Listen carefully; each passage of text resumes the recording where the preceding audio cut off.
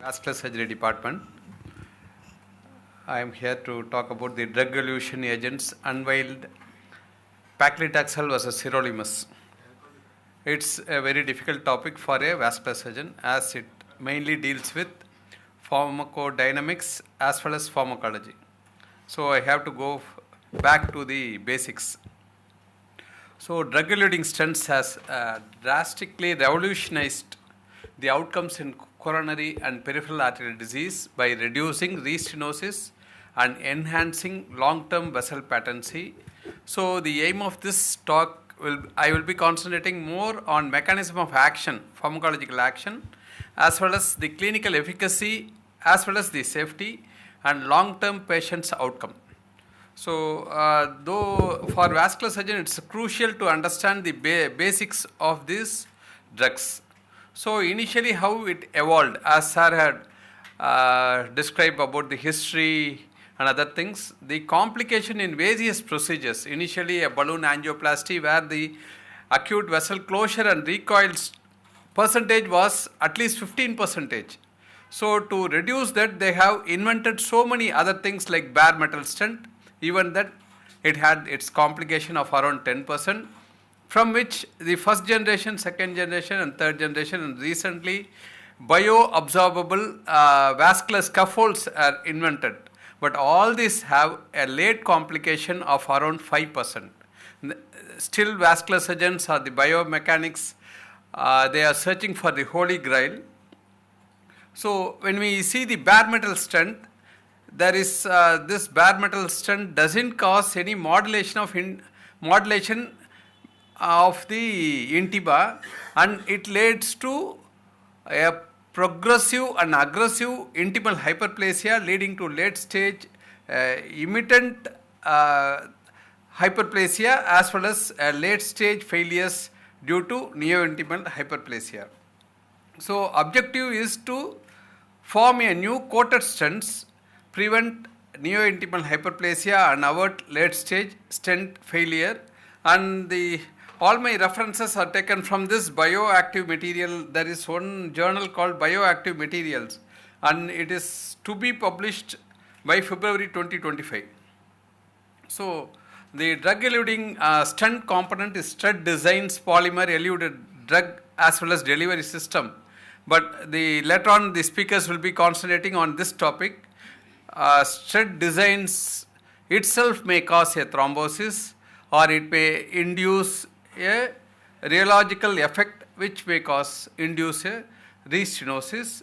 The polymer used also influences as well as the eluded drug and delivery system. Each component has may complicate the procedure. So this evolution of bare metal stent to recent biodegradable stents. So my topic is mainly on sirolimus and paclitaxel.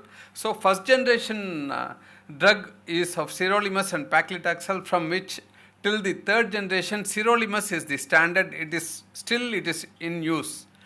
But the stent platform, which was initially steel, had evolved to cobalt chromium, and the stent stud thickness, which was initially thicker than the third generation, 0.14 millimeter, had evolved to 0.74 millimeter, and various manufacturers are there.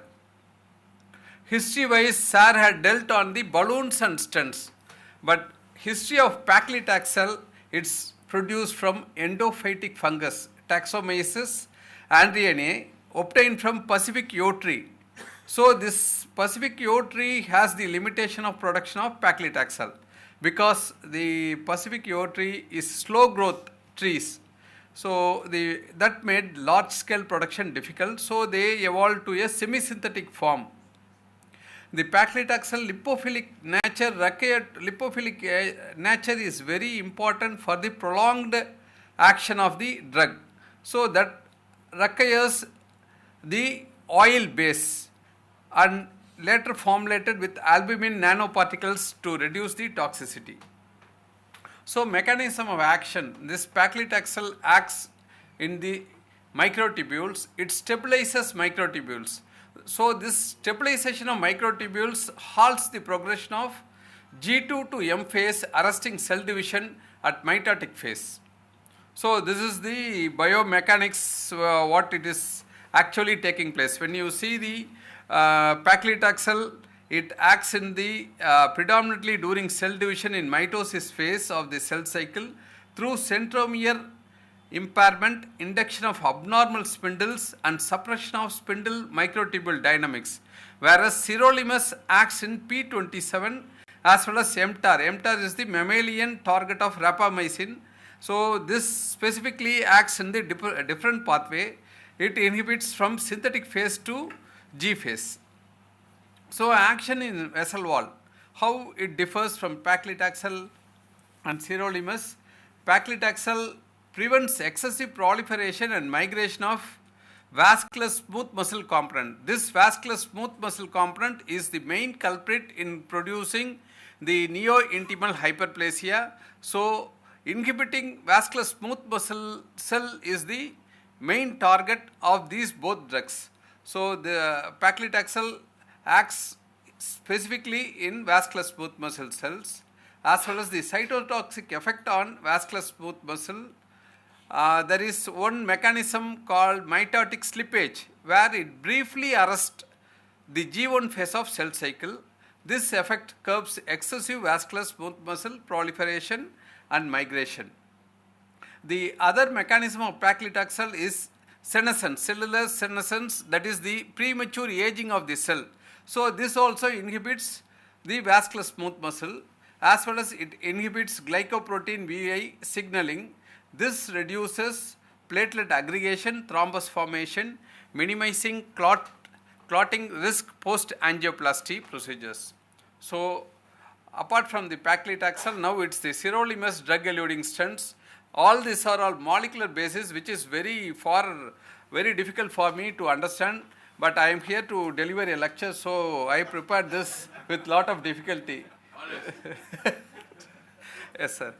So inhibition of mammalian target of rapamycin pathway.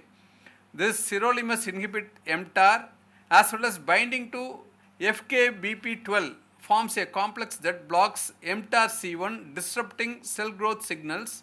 So the cell cycle arrest occurs at G1 and S phase that inhibits vascular smooth muscle as well as the endothelial cells. Endothelial cells safeguards the restenosis process as well as rethrombosis process, but sirolimus destroys both the protective layer of endothelium as well as the vascular smooth muscles. Inhibition of mTORC2 potentially affects endothelial cell survival and cytoskeletal integrity. This cytoskeletal integrity is very essential to maintain the integrity of the vessel. So this inhibits both cytoskeletal mechanism as well as the vascular smooth muscles. So clinical efficacy. When we see the clinical efficacy, due to this biomechanics, the cytotoxic effect of paclitaxel is far ahead comparing to sirolimus, whereas sirolimus is cytostatic, and the high lipophilicity of paclitaxel, it has a prolonged tissue retention and prolonged tissue action, whereas the sirolimus low lipophilicity requires. So this has to be encapsulated within a nano carrier particles. So efficacy of paclitaxel, it's a smaller luminal loss is occurring in paclitaxel as well as more frequent luminal enlargement. So paclitaxel has better effect than sirolimus, but still we prefer sirolimus because of the complication and the adverse effects of paclitaxel. The paclitaxel has more anti-cancer effects on the person itself. So safety wise, potential arterial downstream tissue injury due to narrower therapeutic range and theoretical concern for distal embolization and systemic toxicity, whereas sirolimus wider safety therapeutic range. But all this experimentation was done mostly in coronary arterial diseases, less experimentation on peripheral arterial diseases till date. So paclitaxel versus sirolimus, the comparative efficacy, paclitaxel show more potent anti-proliferative effect than sirolimus but has higher risk of adverse effect, that is distal vessel embolization. This mechanism only while I am going through this complication of distal vessel embolization in stent is even in drug eluting stent I came to know. And there is also intimal hemorrhage, persistent fibrin, increased inflammation, whereas the sirolimus, though effective, may lead to distal embolization, particularly in higher doses. So dosage also should be properly monitored while designing these drugs.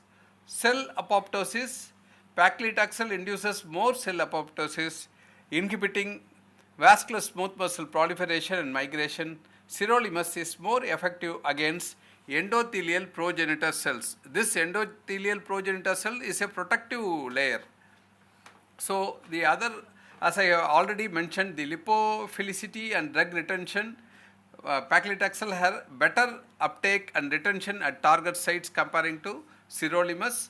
And distribution, sirolimus is evenly distributed across the artery, while paclitaxel show uneven distribution, potentially causing localized damage to the vessel wall.